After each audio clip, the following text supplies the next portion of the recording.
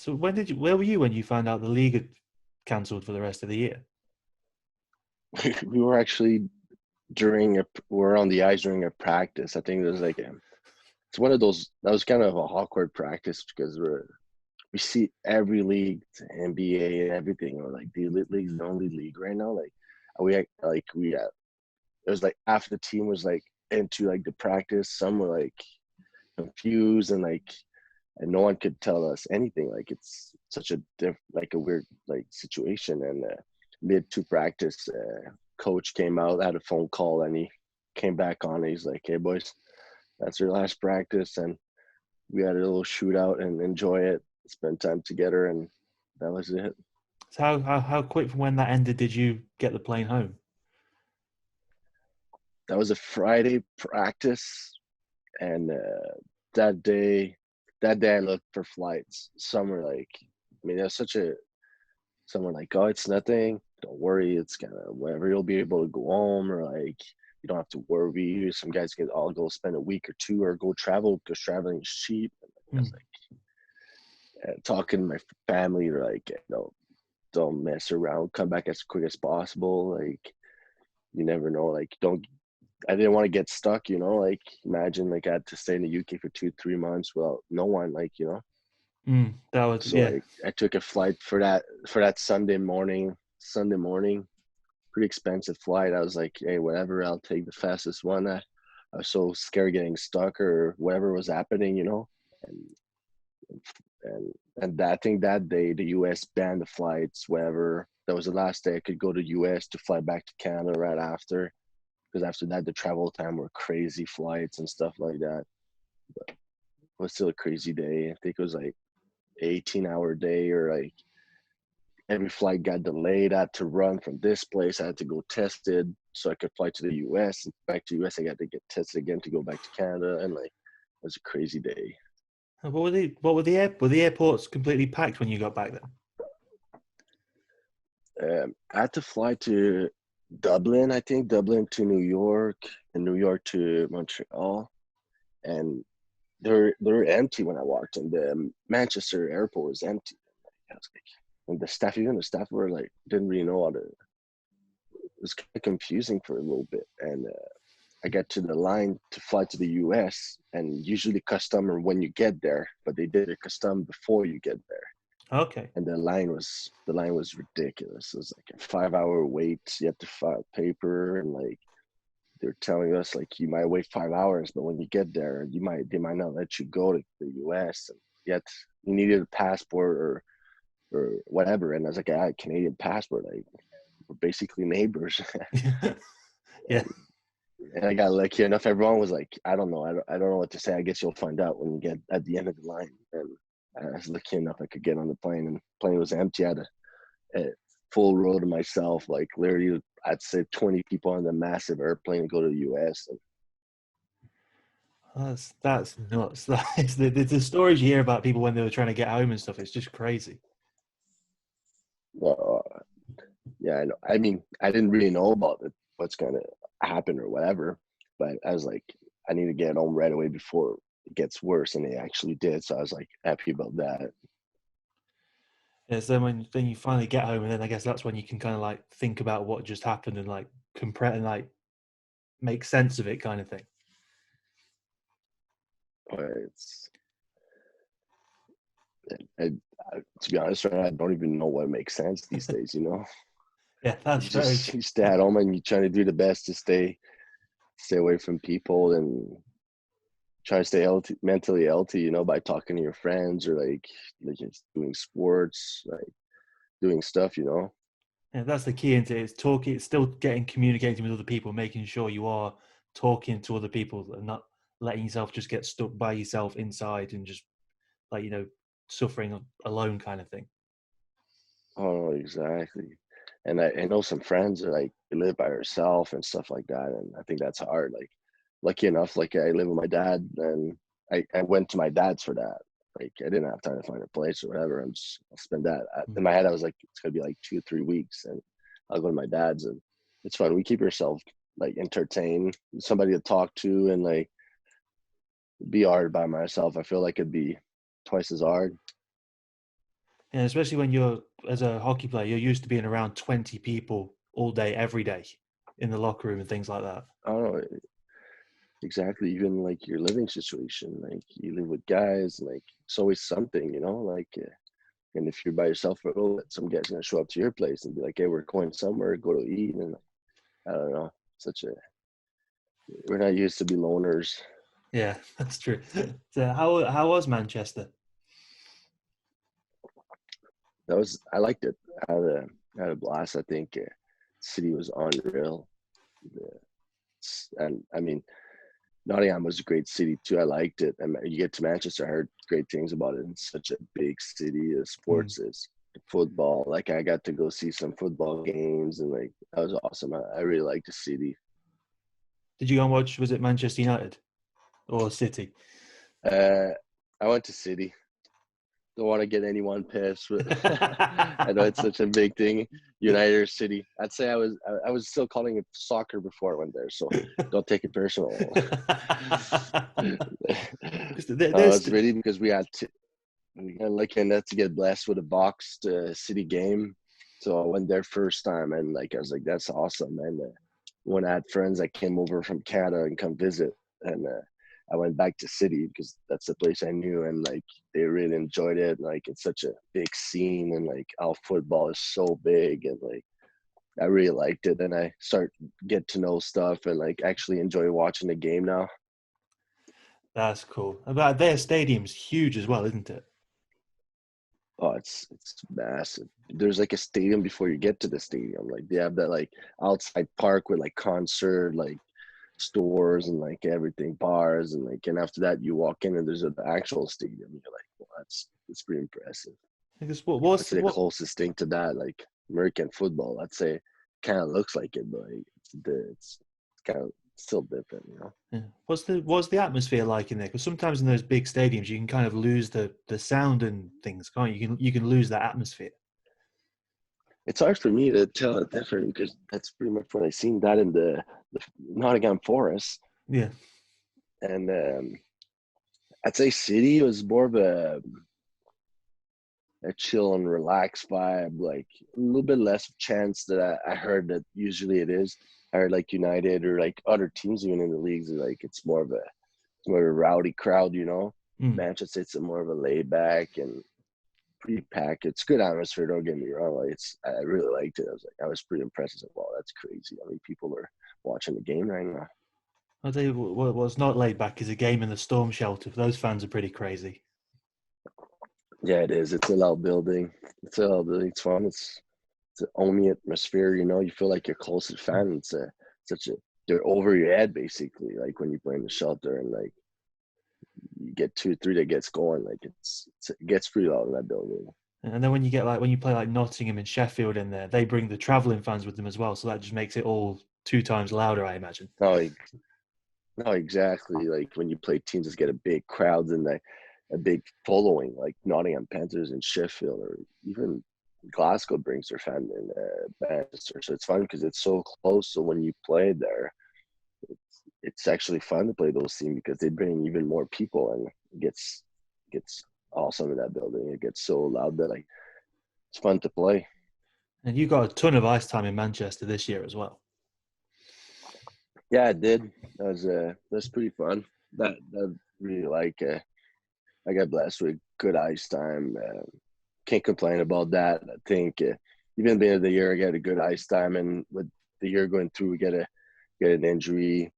Johnny Negrin got it, or it was one of their top D men too. So I had to step up and take a bigger role even then, and end up at the end of the year playing a bunch of ice time. And I think it was fun for my game and developing and like confident and all that stuff.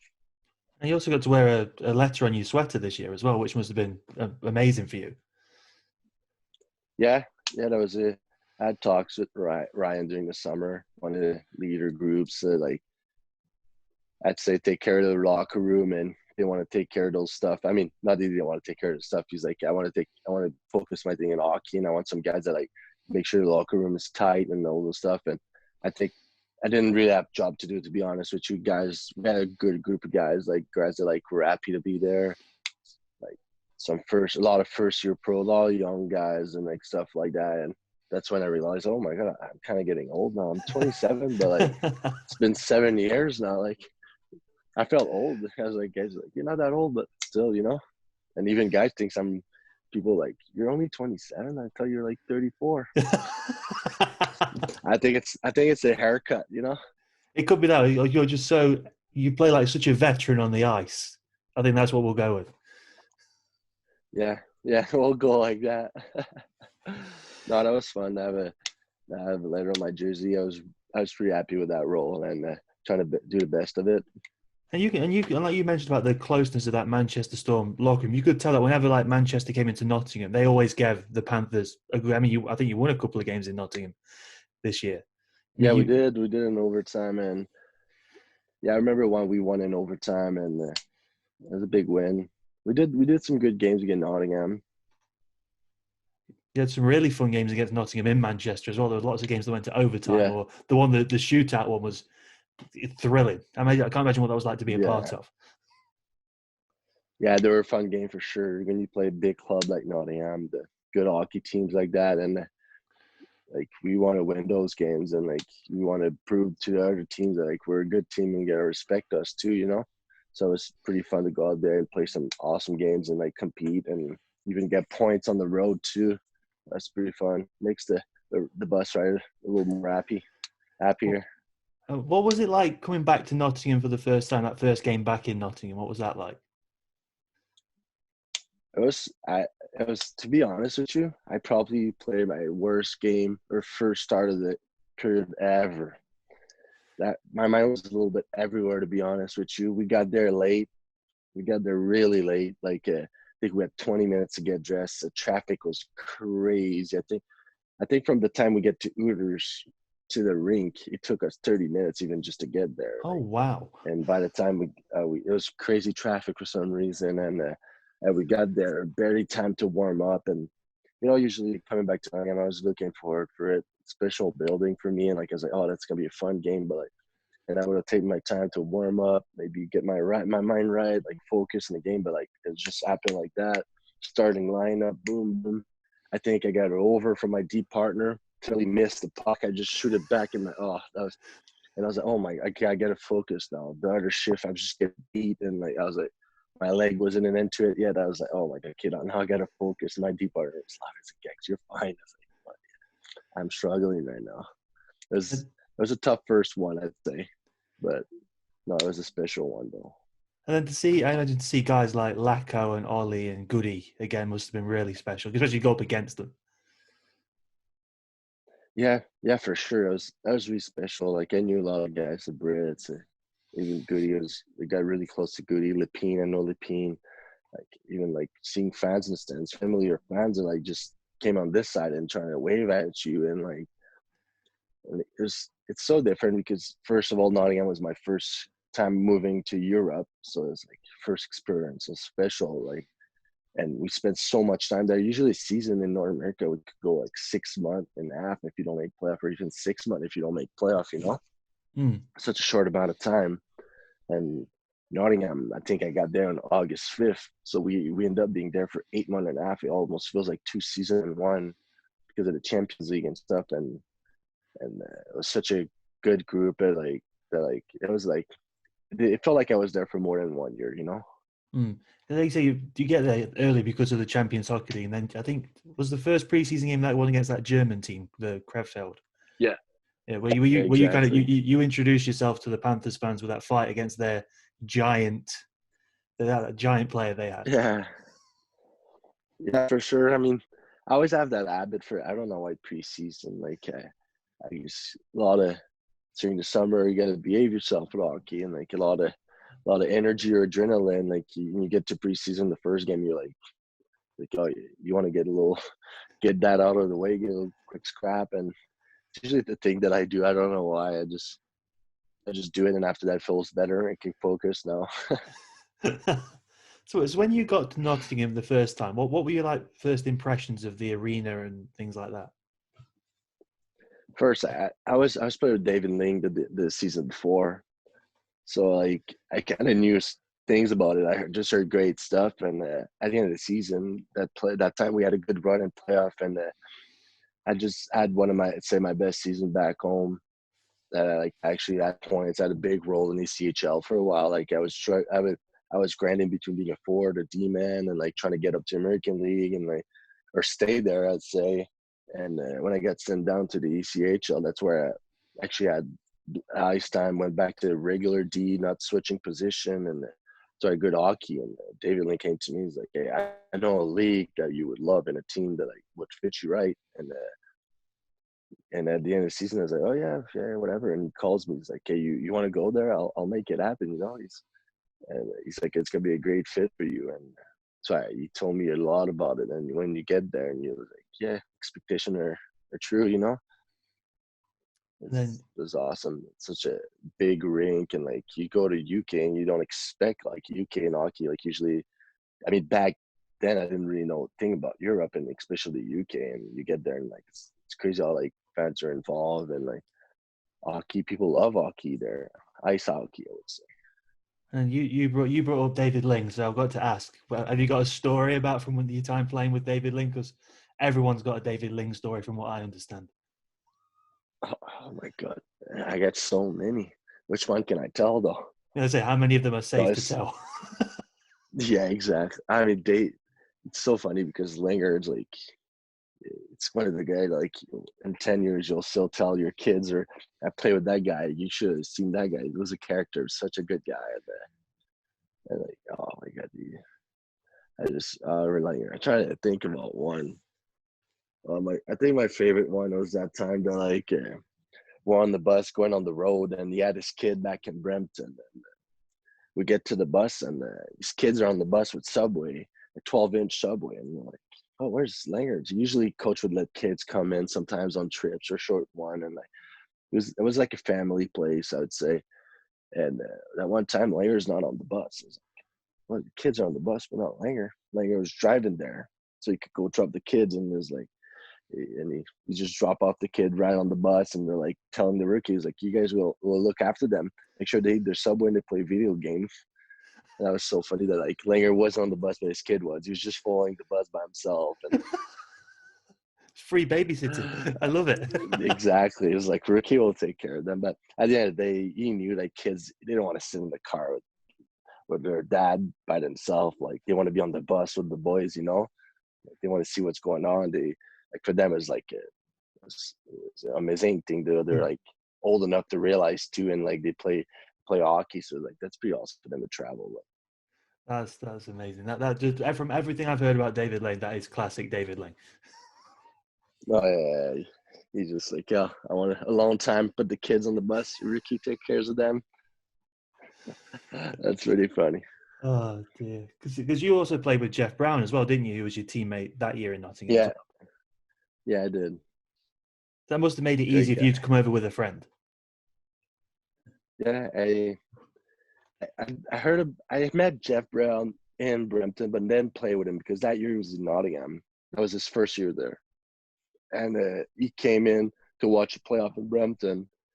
But when he came in to watch a game, I was still hurt before I went back to play playoff, and that's why I met him in the stands and had a little chat with him. And right away, I realized he was a really good guy, great guy. Nothing, only good thing to say about Jeff. But when you came to Nottingham, was the Champions League kind of like something that drew you in there, or did you want to come to Nottingham even if the Champions League wasn't going to be there? I'll be honest with you, I didn't even know they had Champions League, guys. Like, I was, I didn't know much about it. First in my head, I was like, it's a football thing, you know. Like, Mm. I watched Champions League because it was football before, and when I was talking to Corey that summer, as he was telling me about the Champions League, how we're gonna get there really early, and like in the ECHL, the season finished pretty late, and that year we got pretty far in playoff. And next thing you know, like I think I had 2 months at home. Like usually you get 4.5, and I had 2 months, and I was like, yeah, let's do it. He's like, yeah, Champions League, August 5th. We got to get the boys earlier, get to know each other, get ready for the tournament, and I was like, yeah, let's do it. So it was a short summer for a really long season. So that was like, I was like, this is really different. And you get to go and visit those two incredible rinks to start the season in was it? I think it's Bern and Yeah, the Czech Republic, that place as well. yeah. That was Mount Phil. Mountfield, yes. Yeah, Mount Phil, Zurich. We played Bern. We played TPS Turku. So, That was a nice rink. was that the best one? Which one would you say was the best one you went to? It's so funny because they were so different. Bern was so massive. They had like those cement stands, whatever, because people just stands in there, so it doesn't look good. But I guess when there's like people are packed or standing because there's like like crazy fans, I heard it gets really nice. It's such a nice building. They have the practice ring there. But I would say by far Zurich. Zurich had to be the nicest one. Now, when you go into Mountfield and you win that game in Mountfield, did you get the sense of what you'd accomplished when you did that, being the first British team to win an away game in the CHL? I'll be on. I'll be honest with you. It felt like we won the league or something already. You know, that's so crazy. Like it's such a weird thing that like early on in the season, it feels like we accomplished something right away. Mm. And like it was such a grind to like we go to Mount Phil, and that's even before we start winning those Burn game at home and those crazy like thing. And like you play in Mount Phil, and we won that game. That was I think that was Halloween night too, and we had such a good group of fans coming too, and we won that game on the road. And after that, there's and that was a crazy night. Let me tell you. I can imagine. And then you turn that around to winning every group game at home as well. You beat Mountfield at home in overtime. You beat Bern 4-2. You beat TPS 2-0. Do any of those three games like stand out to you as were they all just as fun as each other, or does any of them stand out particularly? For me, I'd say Bern by far, because Bern is such a special one. Because going there, we had so much respect for them. Like, basically, going to the Champions League was more of a we didn't have any expectation. Like we could have lose 6-1, and like no one would have been mad at us. You know, to be like, hey, we just go there, have fun, and like work on your game, and it's just gonna help us in season. You know, playing better teams and stuff. And the first game we go there, we lost 5-2, I think. I think so, yeah. And they scored 4 on the power play. We're like, okay, if you look at it, they score only 1 5-on-5, but like we were respecting it so much. I remember on the PK, I was playing there against that first power play. It was crazy power play. Mason, Raymond, oh my, Noro, Max Nor, D-Man, Antabello, like those guys, show guys, plus that Noro, one of the best D-men in Europe, and like it just feels like he couldn't do anything. And it was like we had so much respect for them. We're like, oh my god, no chance we could win against those guys. They're so good. But then like, hey, man, you did pretty good. Like if you look 5-on-5 and stuff, you know, you just gotta stay away from their power play. It's pretty good. And they came home and we're getting confidence. We won a game. We're like, okay, we can do this. And like we start to get know each other, and like and they came in our building, and knowing a French guy on the other team, we knew like they're like, hey, we don't want to play the UK team. They're tough guys, you know, like they got those crazy guys to get that Frenchy Gagnon kid. And like I remember even skilled guys were finishing the check. I remember Zack Phillips hit a guy so hard behind the net right off the bat. They're like, oh my god, it's not this style, you know? There's a And I great think there's a great picture of you like waving at their one of the team's whole bench. You like just giving them the whole come over here if you want to say something. yeah, exactly. And at the end of the day too, you're like, those guys make so much money, and they can like you want to prove to them like, hey, we could be on the ice with those guys. So they came to Nottingham, and the atmosphere is crazy. Like I remember I was like I had shivers at the end of the game. I was my hair, my arm hair was like up there. I was like, oh my god, that's pretty crazy. And all the boys were like sat in the rooms like, what just happened? You know, like it just felt like we won the league or something. And we went to overtime, and Solvay threw that muffin from the blue line and it went in. And then you got That's crazy. they had that goal against Bern that Jeff Brown scored from one end to the other. That just lit the Yeah, that was a entire nice building up. goal. Exactly. Yeah, that's pretty crazy. I, that was a special game for sure in my book. I mean, be a Swiss A team and like one of the best Swiss A team, I'd say. And I think it was a special game in my book, obviously, for sure. And that TPS game, I think that they had that to finish 2-0, the defensive effort from you guys and Garnett behind you, that was the incredible backs to the wall effort, that 2-0 game. Yeah, it was. Clarke was amazing. He's like, you could tell he play. He step it up. Like he knew the level. He'd been to that level. He knew what it take to win those games. And I remember Garnett was unbelievable. He was making those crazy saves, those 2-pad old school slide save, and you're like, oh my god, what's going on right now? Everything working for him right now. That Now, was pretty funny to watch. I remember. I just remember how like the last 2 minutes where you get that announcement, there's 2 minutes left to play, and the whole arena's on its feet, just clapping and stomping and counting you down to the hooter, and then you know you've qualified for the next round. That must have been, like I say, you said you felt you achieved something after the first game. You must have felt like you really achieved something after that game. Oh yeah, for sure.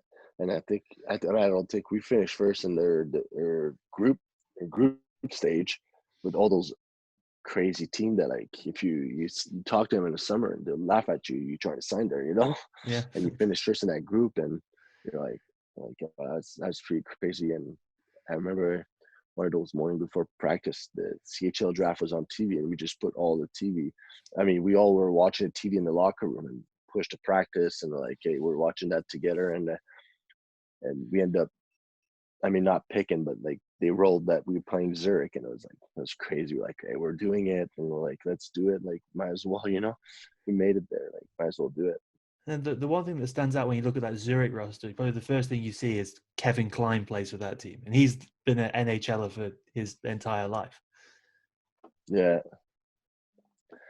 yeah, it was crazy. Zurich was different. I think they were, for me, it was a harder team to play. For us, I feel like that was a pretty tight game. Like, I think we were losing 2-1, or it was 1-1 for mostly the game, and it was most of the game was 1-1. It was like pretty tight game, and I don't remember how much they beat us. I don't like I think 3-1. I think we it lost was 2-1 over there. it was 3-1 at their place and 3-0 at our place. But like you say, it was really close. It was just like the difference was like a bounce here or there. Because even in their building, it was 1-1 all game. And like, I think over there, they're like, okay, man, we gotta, like, that UK team, like, they finished first. Like, we can't take them Mm. lightly, Second stage, like, we gotta show up, like, you can't take those guys lightly. And they show up more prepared, I feel like. And I feel like Brentwood was more as an offensive team. So Mm. us playing defensively and physical, they weren't ready for that or built for that in the Swiss League. And we came to Zurich, there were bigger guys like Klein, and those guys they play in the NHL. They don't get intimidated by the hit. And I think going there, they were more relaxed playing a physical team than, like, so they did perform, but like, I think they were still a pretty good game. I'm pretty sure they were like, oh my god, those guys are pretty good hockey players. And those Champions League games, are they ones that are going to live with you forever, kind of thing? All of those adventures into Europe. Yeah, I mean, yeah, I would say. I mean, Champions League was for sure. It was like, I told my buddy, I showed the video that we built that season. I was like, I think Champions League was something special for me. Like, I think it's a one thing that, like, I'm happy I had the chance to play in, and like, it was special. Like, I still have my Champions League jersey at home, and like, for sure special playing those top team and get to perform and do good and write history in the Mm. UK hockey. Like, people were talking about it. We're getting hype. It was like, oh, is that the best UK ice hockey team we had? At the end of the day, I think it was really good for UK hockey and stuff. But I think it kind of sewered us for the season. I think Yeah. getting to play, or not to play, but like playing so much hockey before and adding all those games, and they're like just like a Challenge Cup game or whatever. They're like Champions League game that we did good. We had to go over to Zurich, play some top team, and put all our energy in that. Like a game, and like you play in Zurich, like you don't play halfway or like whatever. Like, you play sick. I remember I was sick. I felt like crap, but like I never skated that much in my life. I was like, but like, I think that hurt us pretty good. Like, and getting to do so good right away, we had such a hype that, like, felt like we won the league or we already accomplished something. So we were satisfied, I feel like. Mm. And you get to win a big game like that, and let's say you play a bottom team that the next day, and we don't win. I mean, we win by one, and you're like, it's like where your mind is and like your energy level, or all banged up you were, and that feeling of like winning something so early was so different any of the guys, and even guys like a lot of guys were first year in Europe. So like we didn't have a long summer too. It was a short summer and all that long season. I think there's a mix up of everything that like I believe we had the best team in the league that season, but we didn't show up for the league and playoff. I mean playoff I think we played pretty good. We did that comeback against Belfast. That's pretty special. And that's when I realized everyone was telling me the final weekend in Nottingham. I was like, I don't care what you do, you don't want to miss that. Mm. You could finish last in the league, but you don't want to you don't want to miss that. I was like, yeah. And I was like, I know why now. Just we said that last one. I was just against Sheffield, and they came back with some quick goals to get knocked out of that final weekend playoff. But So there's overall, it was fun. There's nothing quite like that playoff weekend, is there, with all the different fans from different teams in different corners of the arena?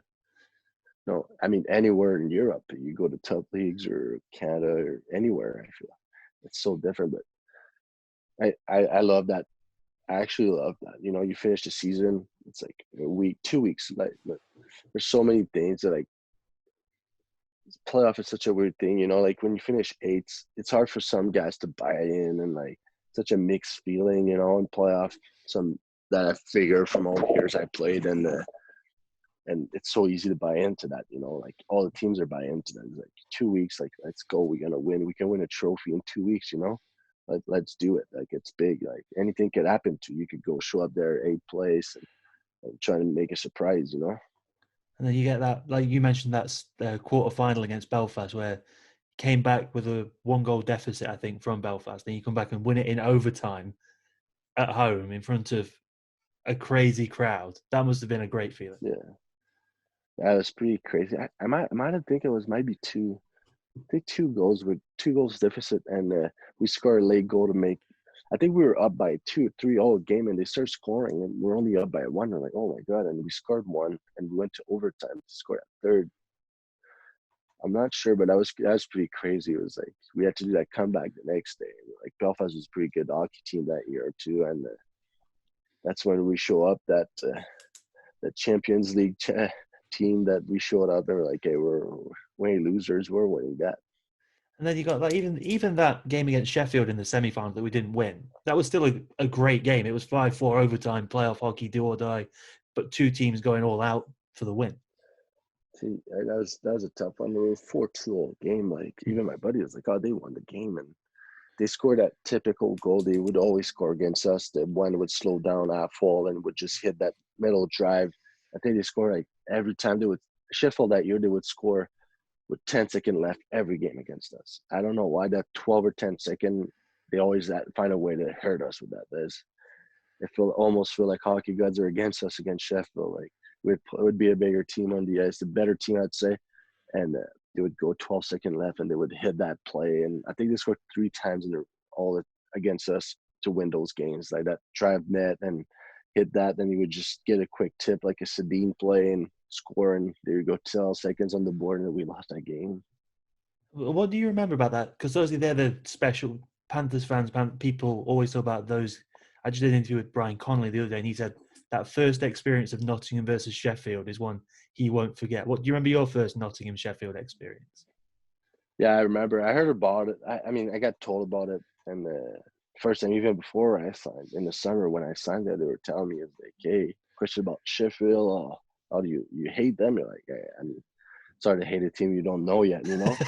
and you go there and like you play them as they're emotional game because you can feel the fans are emotional about them. So it makes us emotional about it because it gets pretty packed. I remember those Christmas games. Like, we lost them, but like I had family in town that came to watch that game. They're like, oh my god, that's crazy.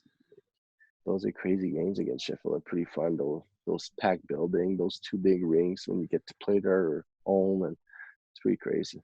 It makes it even crazier that it's back to back as well. So it's like you don't get a break from it. You play one day, then you're going against them again the next day. No, exactly. You come back from I mean, you could call it Christmas break. You don't really get a Christmas break. So you get that 1 or 2 days off, and you get right back to those massive games. Like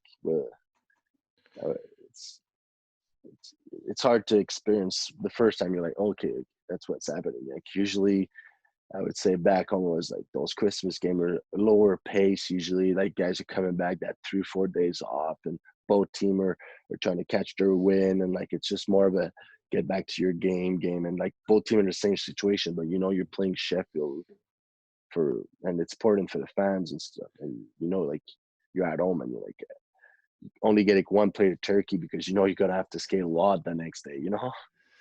And you mentioned the fans there. You always had a pretty special connection with the Nottingham fans when you were with the Panthers, didn't you? Yeah, for sure. Still am. Like it's crazy that it was. I heard about them and everything, and that's the first thing my ear told me. Is like, hey, they'll love you. I'm telling you, like just be yourself when you go there. And I just been myself, but be nice to people, and like people are paying to come see you and support you, and like if you have time for them, just give them the time you have for them. And they had my back. And even the summer I signed there, they're just the people following social media, the message you get, and like that I still get, and it's pretty cool. And just going back there and playing the Laco game too during the season, get to see the fan come buy my jersey and have a talk with them, and like telling me all the time, like, when are you coming back with the Panthers, like, and stuff like that. And like it's just so nice to hear, like it's gonna last a lifetime. Just getting that support. And even when I signed Manchester that summer, I'm like, how are they gonna react? Am I gonna get a hater group or a love group? Like I was like, I just got worried because I built up such I would say a fan base or a connection with this fan in Nottingham, and all I got, it's love. Like that's what I was telling my buddy. I was showing messages, and okay, we're just happy. It sucks that you're not with us, the black and gold, but like I'm just happy we'll get to see you play again, and the elite league or coming on again. And like I think I was really happy about that. Like they still give me love like that, and I think that's pretty special. And so, what was it like playing against your good buddy Guy Lepin? That's pretty funny. I think me and Guy's got a lot of respect, and we love each other. And two guys from the same place, and play Nottingham. And even when I was there, I could still hear from Guy, like, oh, we miss Guy and everything. Like, when are you gonna bring him back? I was like, hey, it's not under my power and stuff. And it's pretty special to see him again and play against him. I think you two kind of set the social media on fire when you took that picture together and you posted that you were training together at one point. Oh yeah, I remember that. Yeah, that was that summer. Like, I was supposed to come back, and like some stuff was going on like under my control that I can't even explain right now. I would love for the fan, but like it's such a weird. I mean, can't even explain. I thought I was coming back and all those stuff, and Guy signed there, and he's like, "Hey, what's going on? Like, are we playing together this year?" I was like, "Hey, I can't even answer that. Like, it's new coach are in, new whatever. Like, it's like, to be honest, right now I don't even know what's going on. I don't even know where I'm playing next year. I thought it was Nottingham a week ago, but I don't know anymore. Like, and Liping's like, it's supposed to. He goes, it's supposed to picture on social media. See the love that we get, or if you get a phone call, that's a pretty funny day. I think people are happy to see the two French guy together.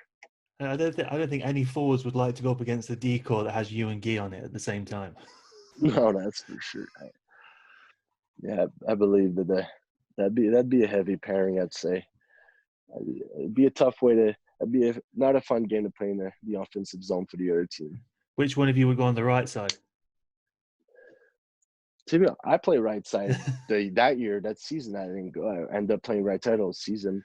I believe there's not really a side. I like to make those back end passes, but to be honest, when you're up there, I always tell my deep partner, I was like, if you're the closest to the left side to the right side, the face-off is just where we start. And after that, like, if you got my back, you get the right side, whatever, and whatever works out. And like I said, I like playing right too or left. And I believe when you're on the ice, you just got to do your job, whatever position you are. I think it's just an excuse when you get there. And say, are there any like moments or games or fights or anything that stick out in your memory from your time in Nottingham, outside of those Champions League games? Fights. I'd say, I mean, any of the fights are pretty crazy. Yeah, I'd say crazy level that like the fan, how they would get behind it and the love that you get from it. And all I knew, like, all my fights, I had to change one thing in my fighting thing. It's the celebration after. Like, it wasn't in my vein before. Like, I was in more of like even though like I won or it was like whatever happened, I was hype. I was just king hard to the bench, head down, no celebration, everything.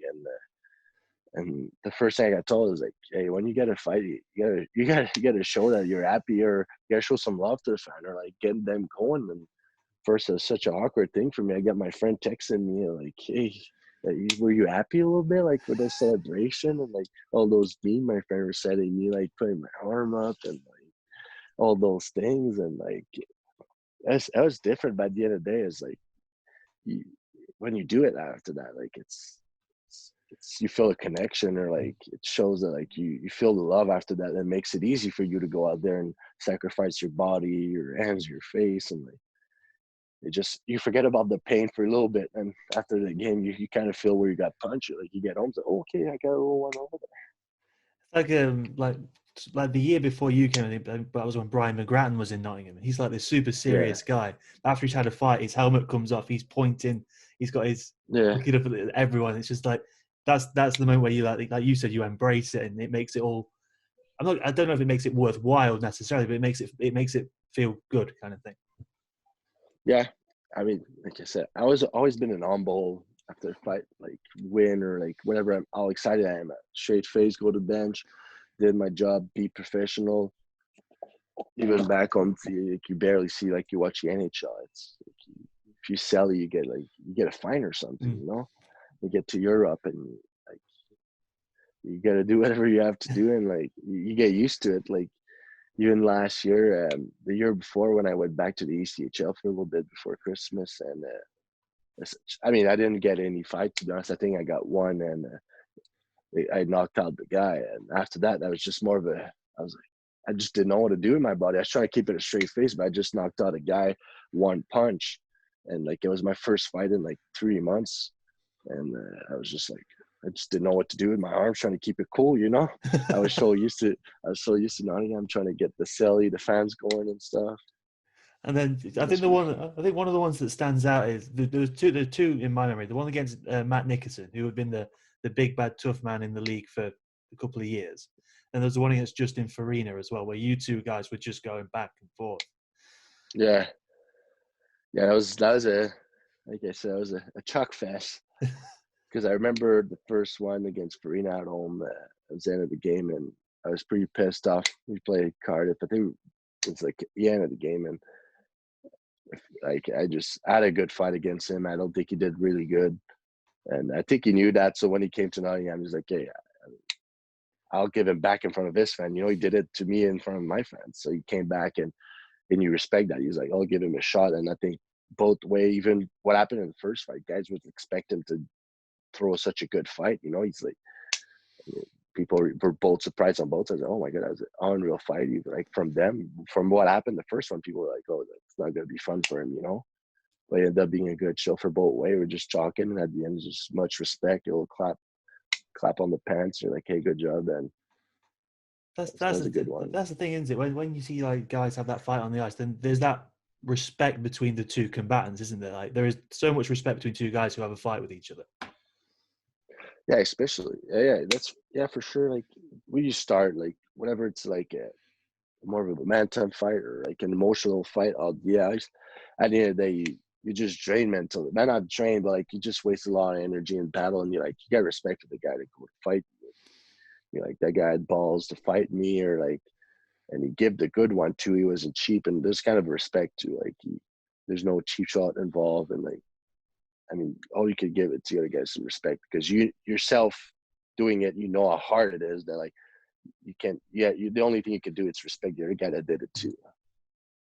And so there's a from outside of fighting, you scored a beautiful goal against Cardiff in Nottingham, like coast to coast goal. Yeah, What do yeah, you I remember remember about that that. one? Yeah, I remember. I remember blacking out a little bit. I remember Zach. I think the most I remember is Zack Phillips. I think that season I took more of a backseat, not a backseat role, but like I was playing more of a role, defensive. We had such a good group, good team that like I was like, I'll do my thing. offensively. I'll get more. I was playing with Billy. Billy was more offensive guy. I was like, I'll let you do your thing. I got your back. And I remember that game. I did a little, my classic head fake, like Dan Green would say. It popped my head fakes like that. I always say when you're not the fastest skater out there, you got to beat guys with fakes on your speed. And I did a little fake beat in between the goal line, and I ended up going straight line and shooting, I think, low block or 5-0. I was just trying to put it on net. And I was coming with so much speed, and I could see Zack Phillips coming from the other side net. And I've never seen somebody happy so much for me to score. Like, he's so happy. That's so funny. He's like, yeah, Gags, let's go. He's more happy than I was. I was like, that's it, you know? That was a funny one. I'm glad that did that at the end of your story. So you didn't have to start it again. Yeah. Exactly. So, are there any stories you can tell that you haven't told from your time in Nottingham or anything like that you've got that stand in the front of your mind? Stories. Maybe about Corey or Strax or any of your teammates? I'm trying to think. There's good. I mean, met some unreal guys. They made it so easy for me. And they Clarke was just a special year to be part of that too. Like, there's so much story about Clarke, you know, like it was his last year playing. You know, it was an emotional one for him, and we all wanted the best for him. And like, when he scored that last game, and we try to make him, but not trying, we put him there for like 3 minutes. We're like, he's got to score, you know? And he was so tired. He's looking at the bench like, hey, you're going back. And he was dying on the bench. He couldn't breathe. I don't think he was enjoying it anymore. He was so tired, you know? And after he scored, we all jumped in on the ice. Like, he won the Stanley Cup game, and we all carry him in our arms. I think that's a special story for me. Like, as a younger guy, I was like, that's pretty cool. That's a guy that gained so much respect from player organization, and like how much people were happy for him. And like, you're like, hey, one day you want to beat this guy, you know? You want people to be happy for you to retire. And like, you want it to finish like that, you know? You don't want to be, it's a special one, and you're like, hey, I hope it's gonna happen to me one day, you know? And then I think in that playoff game as well, that's one where Zack Phillips' beard kept disappearing as the game went on and on. Yeah, I was part of that. I gotta admit, I might have a few videos on my phone that I cannot share. Yeah, that was at that last. Never been a part of one of those games. That Sunday, you know, you're not making the both team. Both team are pretty tired. It was a weird game. You got to play in the morning. You know, you're not playing for much, and basically it's for the fans. And you're out there, and you're like, and fans knew how much Zack Phillips' beer was mean to him, and like, that beer, you couldn't touch it, you know. And that game, we're like, hey, every period, you got to show up with a different beard. So grab my razor, because that season, Clarke, that's I actually started from Clarke. That's why I started shaving. Clarke goes to me, he's like, Gags, I think you'd look good. You look tougher with a bald head. So I bought a razor. So I started shaving with that, leave it at the rink, and that period, just taking off my razor from my stall. They're like, put a chair in the middle of the room and start shaving Zach every period. He would get fully undressed. I don't know how, like, it takes me 30 minutes to get undressed and to get dressed. And he would get fully undressed, start shaving them, put back his equipment, ready for the next period. I remember, I think one time it was a mustache, one time it was an Hulk Hogan. I was pretty funny. And Corey Watkins like, what's going on in here? And you'd see Philly. Philly was in his undergear getting shaved, and show up to the period and have to play again and get fully undressed again. That was a pretty, I think it was memorable. We wanted to make it as fun, especially you had Clarke. It was his last hockey game. We didn't want just to be like, oh, like, we're not making final. Like, we didn't want to be like miserable. And like, we're like, hey, we're playing for a reason. We're playing for the fan this game. Like, let's have some fun, the group together, make it fun for Clarke. And so I think that time we're just doing some not team bonding, because it was the end of the season, but more some having memories with the boys, I would say, in the locker room. So that was a pretty funny moment. And who was on your team when you came back to play in Lacko's testimonial? Oh my God, I know Corey was. I was going to ask you, was David Ling? And if not, did he chirp you? I know Langer wasn't on my team. I mean, if you're on the ice with Langer, you're getting chirped for sure. I just remember You're his getting. first shift, he took down Brett Bulmer. He just checked him to the floor. Oh, that's classic. Oh, I'm not even surprised. I don't think I've seen that, but if you tell me, I'm like, I won't even deny it. That's for sure. That did happen.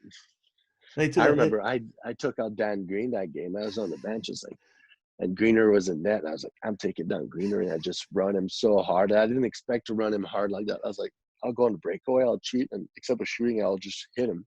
I'll just give it a love, like a little tap, like just to make it fun. And I went hard on him. I was like, oh my god, yeah, I didn't expect to run him that hard. I was like, hopefully I didn't hurt him.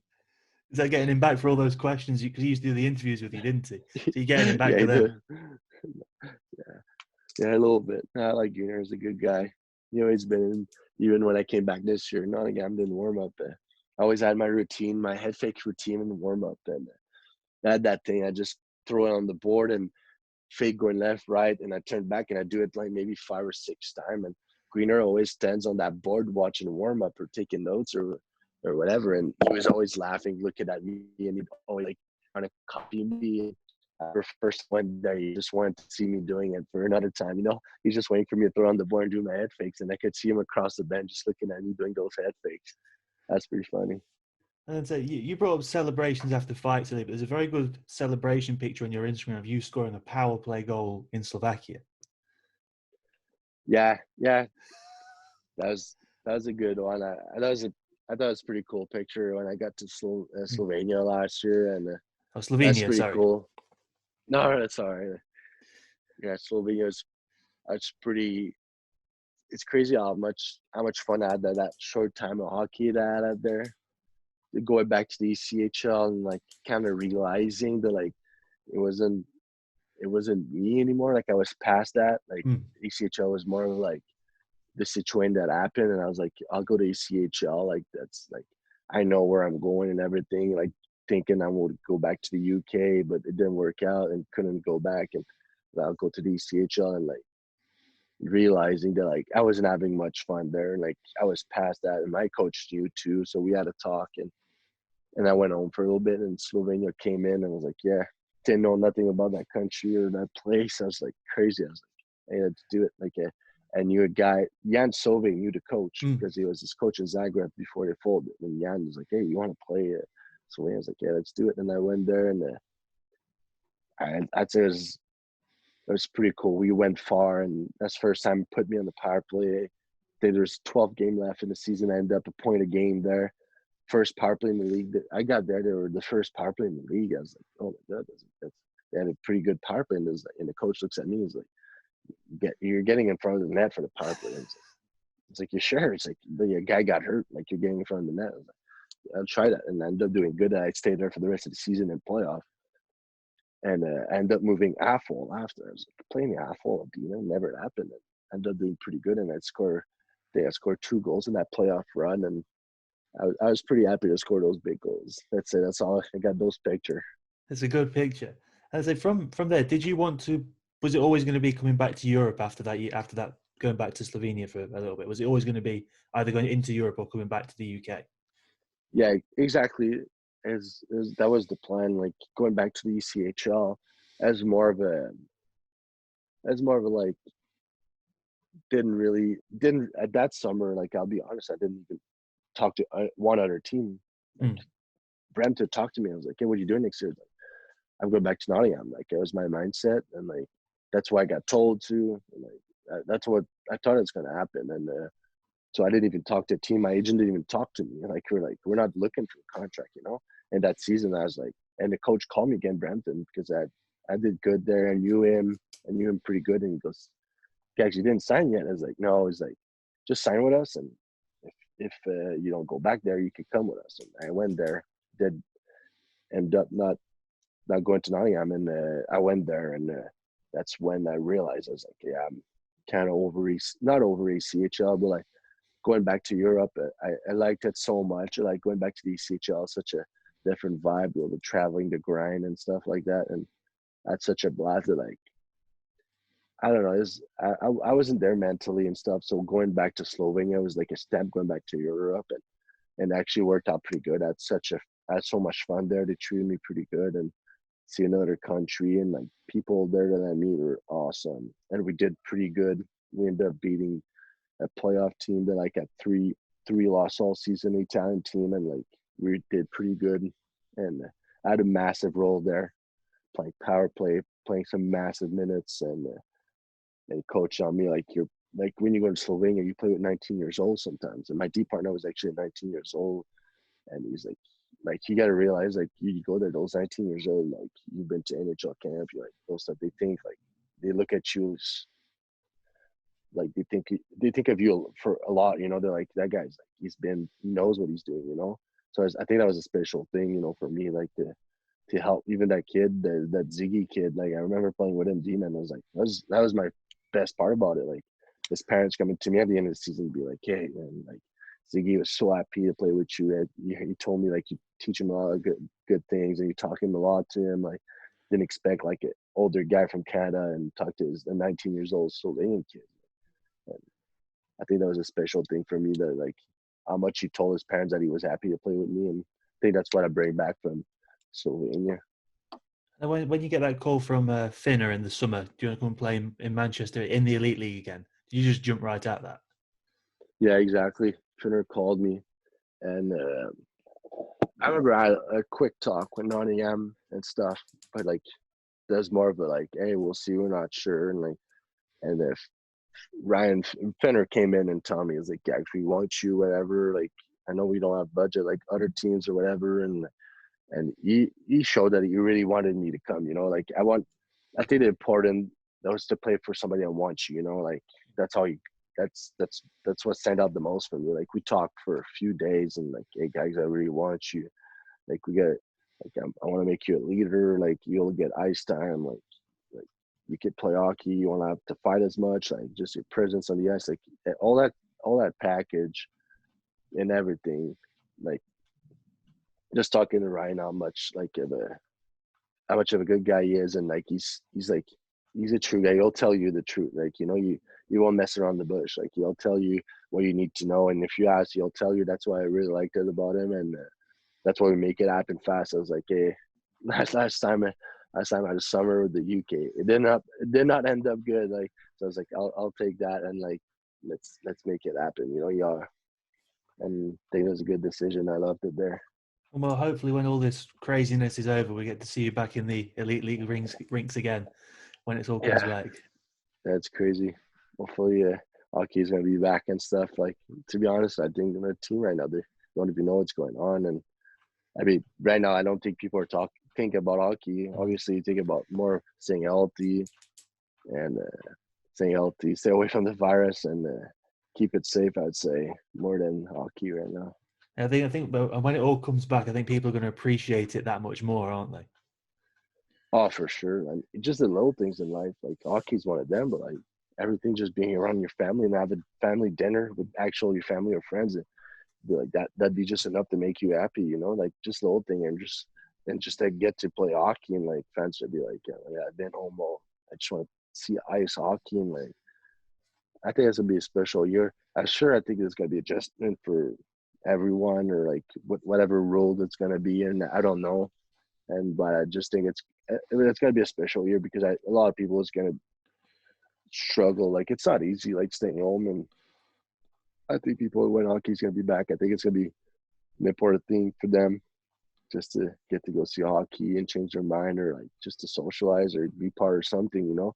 I think it's a great time to fans or people to rally behind a sports team and just support, and I think it's gonna be a special one.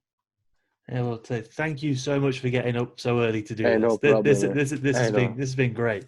Have you got thanks to you. Have you got a message for the Panthers fans and the Elite League fans? Because I know Manchester Storm fans are going to watch this as well when I put out your names on here. No, I mean, hey, all I can think, it's just a fan for the love they give me, like Manchester fan, Nottingham fan, like all the love they give me, like it means a lot. Like sometimes it's hard to show or even tell like how much we appreciate it, but like it helps a lot. Like we play hockey for a living. We're not making millions, you know. We playing because we love the game, and we could support ourselves for a little bit, but like at the end of the day, we do it for the game and for the fans, you know. So all the love that we could get, that it's worth more than any money we could get, you know. Yeah, well, that is, like I say, Thanks a lot, man. it's been a pleasure. Hey, So thanks a lot to you. thank you. Thanks a lot, man.